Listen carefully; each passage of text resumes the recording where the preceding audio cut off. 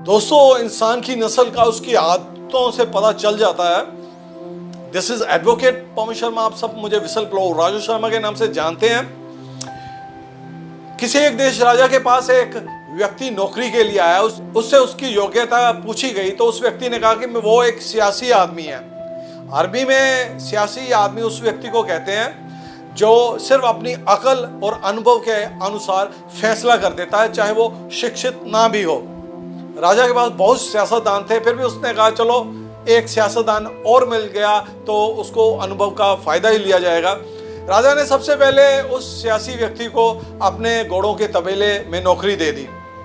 कुछ दिनों बाद राजा ने उस सियासी व्यक्ति से पूछा कि उसके पास जो उसकी जान से भी प्यारा घोड़ा है, तो सियासी व्यक्ति ने कहा कि वो घोड़ा असली नस्ल का नहीं है।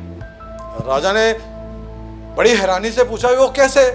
उसने कहा कि राजन, जब भी कोई नस्लदार घोड़ा होता है ना, वो जब अपना चारा खाता है वो नीचे से उठा के मुंह ऊपर करके चारा खाता है, लेकिन आपका ये घोड़ा गाय की तरह नीचे ही मुंह करके चारा लगातार खाता रहता है, इसलिए ये घोड़ा असली नस्ल का नहीं है। राजा ने घोड़ा पालने वाले को बुलाया। उसने कहा कि क्या ये बात सही है? तो उसने कहा कि हाँ राजन, जब ये घोड़ा पैदा हुआ था इसकी मां मर गई थी और इसको गाय का दूध पिला पिलाकर इसको बड़ा किया गया है। राजा बहुत प्रसन्न हो गया। राजा ने उस सियासी व्यक्ति के घर में मूंगफली, रेवड़ियां, बादाम, खाने पीने का सामान और अच्छा मांस भेज दिया। राजा ने खुश होकर उस सियासी व्यक्ति को अब अपनी महारानी के कक्ष का निगरान बना दिया।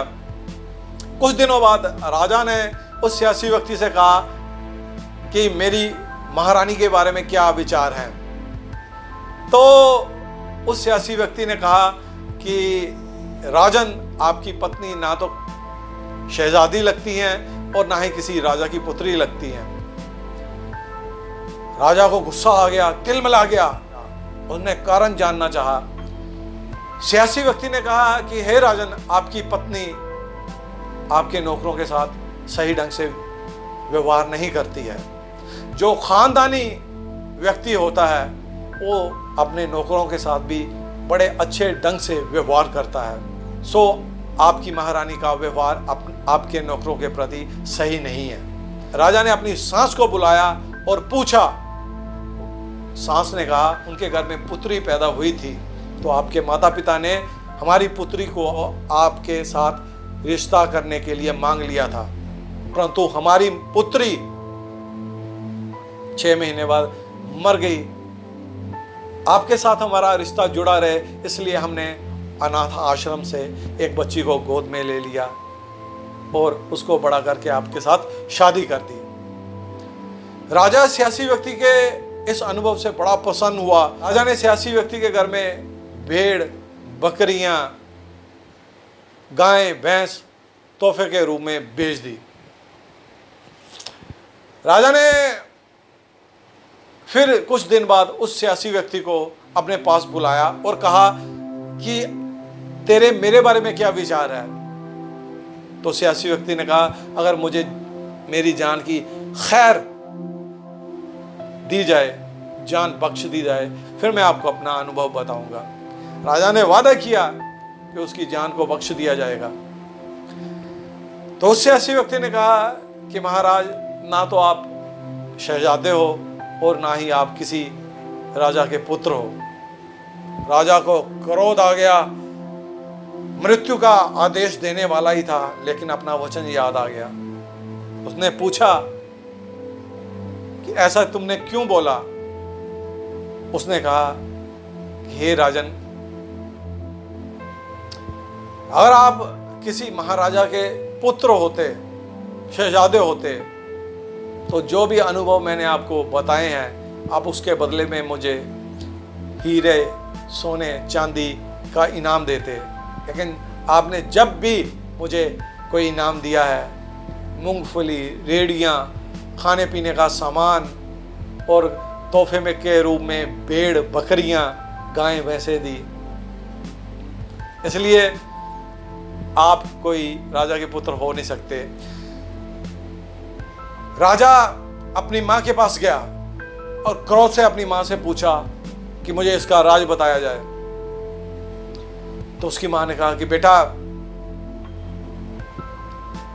हमारे कोई औलाद नहीं थी, वंश को आगे बढ़ाना था, राज्य को किसी के समर्पित करना था, तो हमने किसी को ना बताते हुए एक बंजारे से तुझे गोद में ले लिया था और तुझे पाल पोस कर बड़ा किया, राज्य तुझे समर्पित कर दिया। राजा उस सियासी व्यक्ति पर बड़ा प्रसन्न हुआ कि वाकया में ही इंसान की आदतें, इंसान का व्यवहार उसकी नस्ल को बता देता है, क्योंकि वो भी किसी बंजारे का पुत्र था, इसलिए उसकी आदतें भी उन बंजारों जैसी होती है।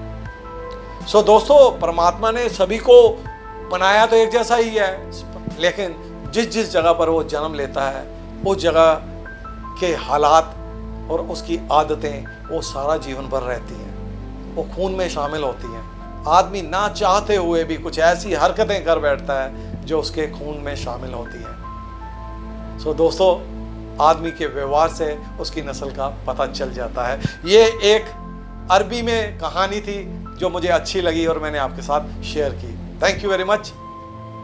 जय हिंद।